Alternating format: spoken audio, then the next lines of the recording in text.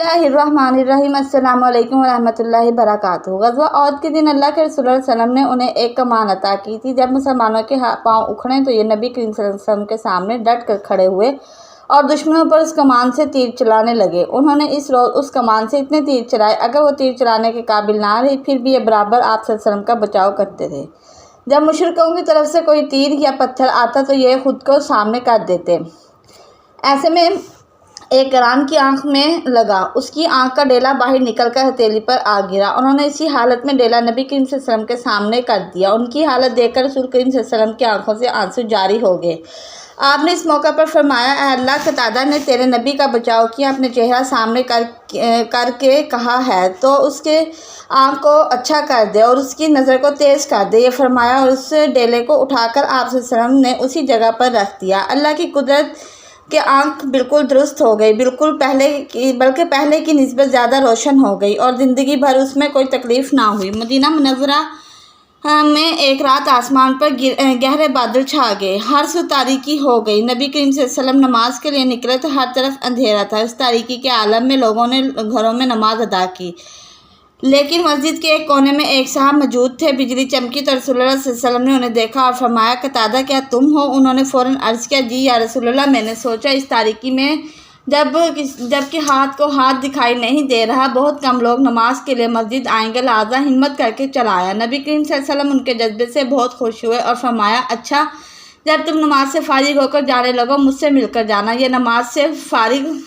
नमाज से फारिग हुए आप सल्लल्लाहु अलैहि वसल्लम की खिदमत में हाजिर हुए। आप सल्लल्लाहु अलैहि वसल्लम ने उन्हें खजूर की एक टेढ़ी टहनी दी और फरमाया, ये टहनी तुम्हारे आगे पीछे 10-10 हाथ तक रोशनी डालेगी। जब ये घर की तरफ चले तो टहनी रोशन हो गई, जैसे कोई कंदील रोशनी हो जाए, और उसकी रोशनी में वो नहायत इत्मीनान से घर पहुँचे। हज़रत कतादा बिन नुमान अंसारी रज़ी अल्लाह अन्हु का ताल्लुक़ कबीला की उस शाख से बनु ज़फ़र से था। मशहूर सहाबी हज़रत अबू सईद रज़ी अल्लाह अन्हु उनके सौतेले भाई थे। आप बैत अक़बा के कुछ पहले या बाद ईमान लाए, ग़ज़वा बदर में शरीक हुए। ओहद की लड़ाई का हाल तो आप अभी पढ़ चुके हैं। बदरी सहाबा करीम रज़ी अल्लाह अन्हु ने जन्नत की बिशारत दी। ग़ज़वा ओहद के बाद आप ग़ज़वा खंदक और दूसरे ग़ज़वात में शरीक रहे। फ़तह मक्का के मौका पर आप 10,000 सहाबा के मुक़द्दस गिरोह में शामिल थे। उस वक्त उनके कबीले का झंडा उनके हाथों में था। फ़तह मक्का के बाद हनैन की खुनरेज़ पर लड़ाई हुई। ये लड़ाई बनु हवाज़न और सकीफ़ के जंगजू कबाइल से हुई थी। उन्होंने मक्का वालों की जागीर और बागात पर कब्ज़ा कर दिया और कुछ दूसरे कबीलों को साथ मिला लिया। इस तरह ये लोग एक बड़े लश्कर की सूरत में मक्का की तरफ बढ़े। नबी करीम सल्लल्लाहु अलैहि वसल्लम को इत्तला मिली तो आप 12,000 मुसलमानों के साथ उनके मुकाबले के लिए निकले। ऐसे में लश्कर की बड़ी तादाद देखकर कुछ मुसलमानों के मुँह से बेख्याली ये अल्फाज निकले, आज के दिन हमें कोई शिकस्त दे सकता है?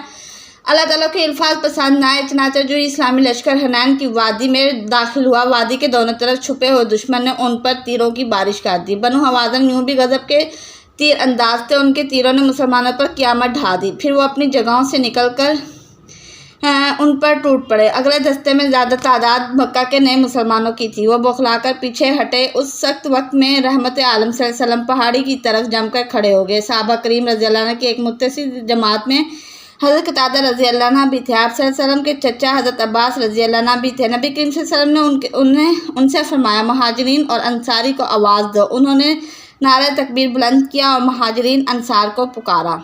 बस आवाज़ कानों में पड़ना थी कि मुसलमान पलट गए और मैदान जंग का नक्शा बदल कर रख दिया। हज़रत कतादा रज़ी अल्लाह अन्हु उस दिन ग़ज़वा ओहद की तरफ जमकर लड़े। मज़ीद ऐसी वीडियोज़ देखने के लिए मेरे चैनल को सब्सक्राइब करें। शुक्रिया।